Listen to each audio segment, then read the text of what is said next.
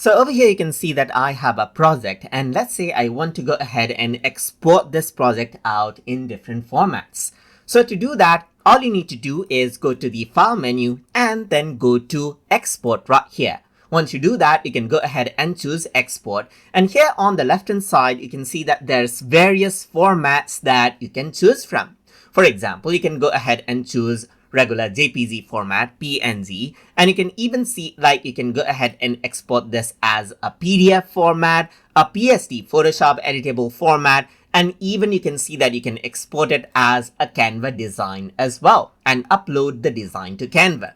So let's explore the general formats first. So let's just go to JPG right here. So for images, specifically JPEG, are better, but for flat graphics such as these, PNG is actually better. So you can go ahead and export it as per how you want. Let's say for JPG, you can see that there's quick settings like there's best quality, high quality, medium quality, and low quality right here. Depending on that, you can see the estimated file size and the preview right here as well. Similarly, you can go ahead and select any other format right here, and then you simply have different presets for it, quick presets that you can go ahead and use to export out your file.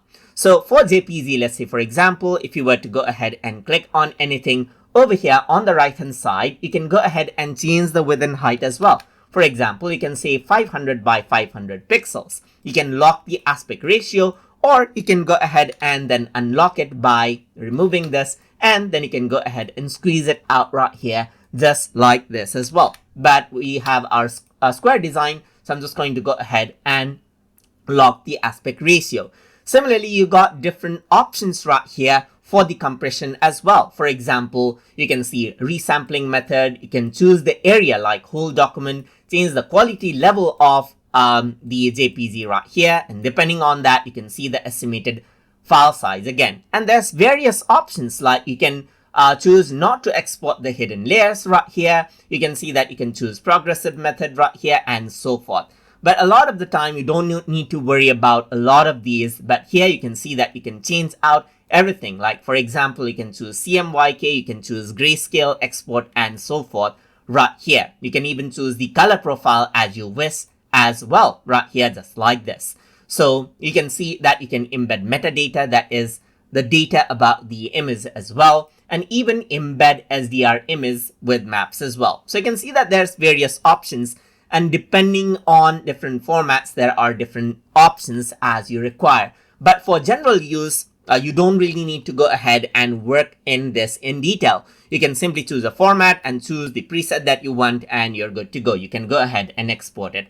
So let's just go ahead and do that. For example, I'm going to go to PNG right here, and then I'm going to select, let's say for example, PNG, let's say for example, right here on the PNG format, or the regular PNG format that is, and then you can go ahead and click on export and even choose to show it in folder after export. So let's just go ahead and export it. And over here, let me just export this on my desktop as a PNG file. So I'm simply going to go ahead and say sample export right here for the name and click on save. Once you do that, what actually happens now is it goes ahead and then shows the export right here on my desktop. So you can see that this is the PNG format right here.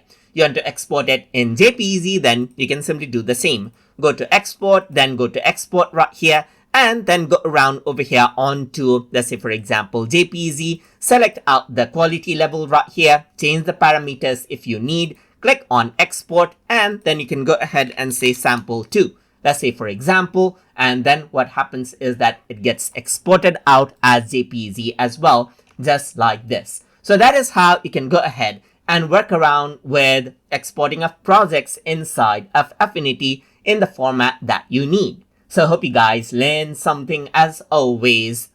And as always, please like, comment, share, and subscribe.